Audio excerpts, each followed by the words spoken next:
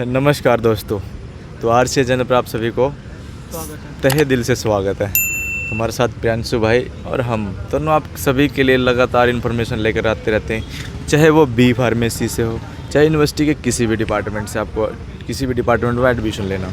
तो आज चर्चा होने वाला है वो है बी फार्मेसी में।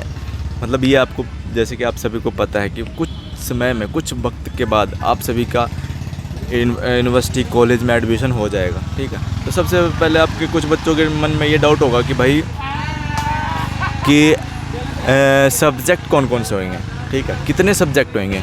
और हाँ, कुछ बच्चों को टेंशन ये भी होगा कि हमें पढ़ना क्या चाहिए, कौन सा बुक पढ़ना चाहिए। यार अगर मान लो हम बी फार्मेसी में एडमिशन ले लिया, उसके बाद कौन सी बुक पढ़नी चाहिए, ठीक है। वो सारी इन्फॉर्मेशन आज हमारे साथ प्रियांशु भाई, जो कि काफ़ी रिसर्च करने के बाद, रिसर्च क्या कहते हैं, सारे दिन लाइब्रेरी में ही पढ़े रहते हैं सारे दिन बुक के को ही निहारते रहते हैं। अब क्या करें, जितना हम नहीं पढ़ते इतना वो पढ़ते हैं, क्या करें भाई जरूरी। तो उससे चर्चा के लिए, मतलब ये कहने का मतलब इनका पढ़ाई नहीं, मैंने बुक के रिसर्च कर रहे थे अब बी फार्मेसी के, इनके लिए। हाँ। वाह भाई, देख लो, जो मैंने नहीं पढ़ी है ना वो इनको पढ़ाऊंगा मैं। मतलब आप पढ़ाओगे या बताओ पढ़ने के लिए सजेशन? भाई अगर किसी को डाउट रहता है ना कोई टॉपिक के बारे में, तो वो भी क्लियर कर सकते हो, वो भी क्लियर कर सकते हो। ओ भाई मेरे से उम्मीद नहीं रखियो हमारे सब प्रियांशु भाई आप सभी का डाउट क्लियर होगा। आपका बुक कौन सा पढ़ना चाहिए वो रेफ़र करेंगे, आपको बताएंगे। और हाँ, सबसे पहले बात करेंगे हम कि कितने सब्जेक्ट होते हैं फर्स्ट ईयर में, आपको कितने सब्जेक्ट पढ़ने पड़ेंगे, ठीक है।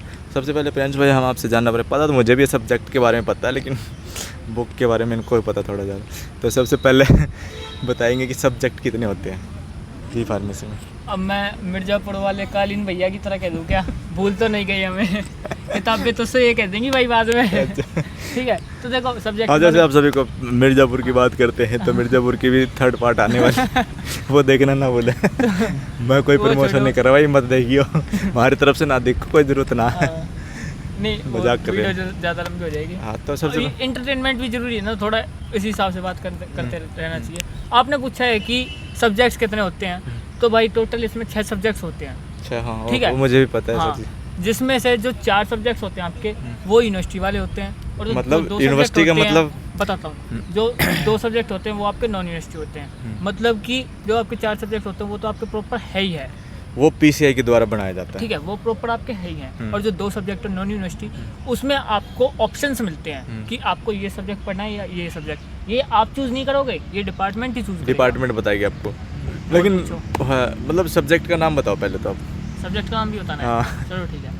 देखो सब्जेक्ट, सबसे पहले मैं बात करता हूँ फर्स्ट सब्जेक्ट BP101T, जिसका कोड है human anatomy and physiology. Human anatomy and physiology, ठीक। जिसमें हम बात करेंगे हमारा पूरा जो बॉडी के बारे में, स्ट्रक्चर। वो सीधी सी बात है कि सर आपने अगर जो ऑर्गन्स के बारे में अगर बात करने आप मेडिकल स्टूडेंट है तो आपको पता होगा A to Z, पढ़ने की इतनी खास नहीं, एक बार पढ़ोगे सब आ जाए। हाँ। अब अगर मान लो आप नॉन मेडिकल स्टूडेंट हो, आपने 10th में पढ़ा होगा, भूल गए हो तो यहाँ के आपको याद आ जाएगा कहने का। हाँ। तो सेकंड सब्जेक्ट आपका फार्मास्यूटिकल एनालिसिस है। फार्मास्यूटिकल एनालिसिस मतलब कि इसमें किसी भी, जैसे फार्मास्यूटिकल एनालिसिस का मतलब होता है जो फार्मास्यूटिकल ड्रग्स हैं उनको एनालाइज करना। हाँ, ठीक है, किसी भी कोई भी ड्रग है उनको एनालाइज किया जाता है कि भाई इस ड्रग में क्या है, कितनी क्वांटिटी डालनी चाहिए, कितना क्या डालना चाहिए, कैसे क्या होगा। कोई भी एक्सपेरिमेंट कर रहे हैं तो उसके बारे में, ठीक, ज़्यादा डिटेल अगर आप कमेंट करके बता तो पूरी फिर भी आगे भी बताएंगे।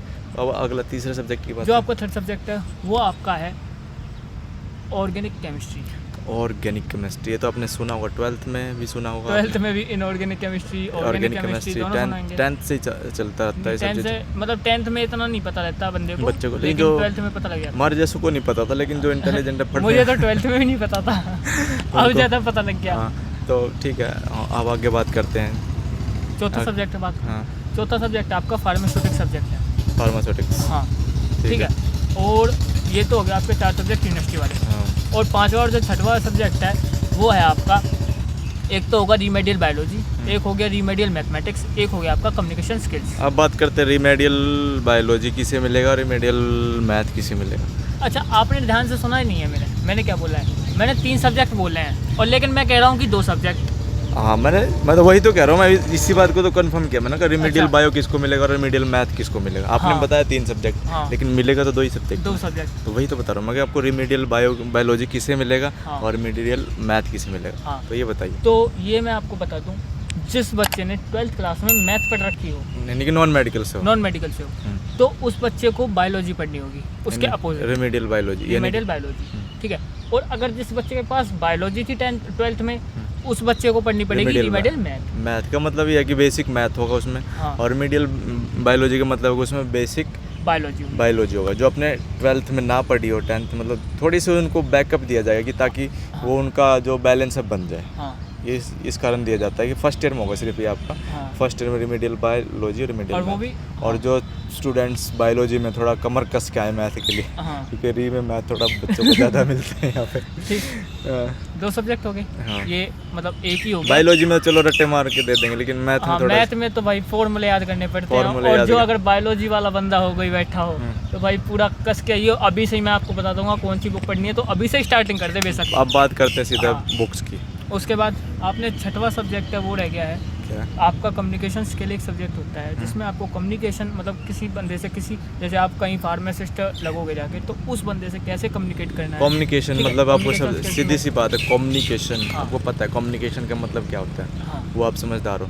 अब सीधी बात करेंगे कि हमें कौन सी फर्स्ट सेमेस्टर में तो हमें नहीं पता था। हाँ। हम यहाँ आए तब और पता लगा केयरवेल उठाए केयरवेल उठाया।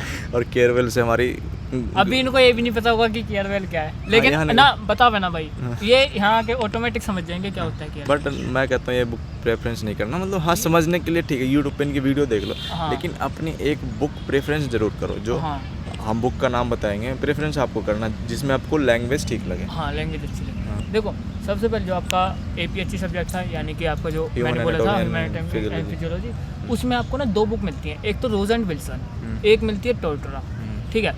आप अब कहोगे कि भाई एक तो पढ़ी नहीं जा रही, तो कहाँ से पढ़ेंगे। तो भाई देखो, जो आपकी रोज एंड विल्सन बुक है, उसमें जो लैंग्वेज होती है वो ज़्यादा टफ होती है थोड़ी। इसमें रोज एंड विल्सन में अच्छा। मतलब रोज एंड विल्सन में आपको कंटेंट तो पूरा मिलेगा, हाँ। और मतलब शॉर्ट में भी मिल जाएगा, लेकिन उसकी जो लैंग्वेज है ना वो थोड़ी टफ होती है। लैंग्वेज मतलब हाँ, हाँ। समझ गया। हाँ। और जो टोर्टोरा की वो बुक होती है, उसमें आपको जो आपका वो है कॉन्सेप्ट है वो भी क्लियर होगा अच्छे से, लैंग्वेज है वो भी अच्छी मिलेगी।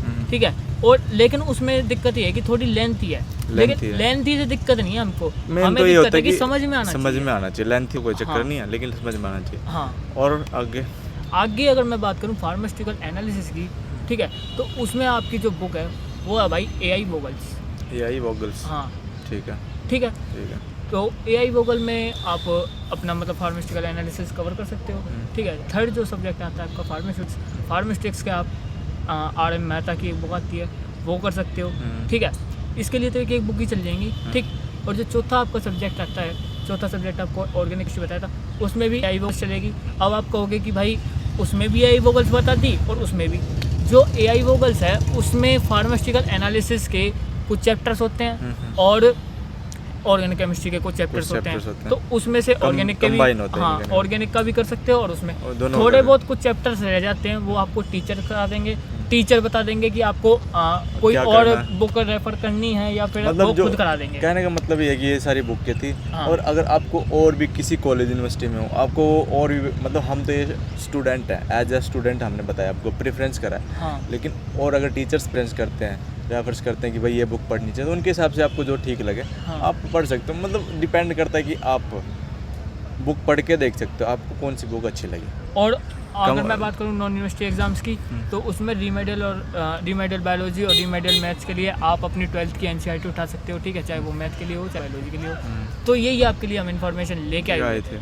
तो जैसे कि आप सभी को हमारी तरफ से जो इन्फॉर्मेशन दी गई है बुक्स के बारे में, तो आपको अगर समझ में आ गई तो अच्छी बात है, नहीं आई तो आपको यहाँ आने के बाद समझ में आएगी तो फिर और भी अच्छी बात होगी। और कैसे जैसे कि हम आए यहाँ और हमें इस चीज़ का पता नहीं था कि भाई हाँ हमने ले लिया अभी फार्मेसी में एडमिशन, चल भाई फर्स्ट सेमेस्टर में कैसे तैसे करके पढ़ लिया, लेकिन हम वो नहीं चाहते कि आपके साथ ऐसा हो। ठीक है। तो इसके लिए आप पूरी तरह आप हर एक वीडियो को देखें, क्या हम अपना एक्सपीरियंस शेयर करें आप सभी से कि हमारे साथ क्या हुआ और आपके साथ ना हो।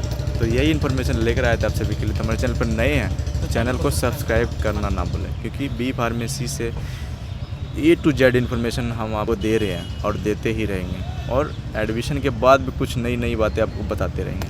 तो तब तक के लिए वीडियो को ज़्यादा शेयर करना, चैनल को सब्सक्राइब करना। जब तक के लिए जय भारत। नमस्कार।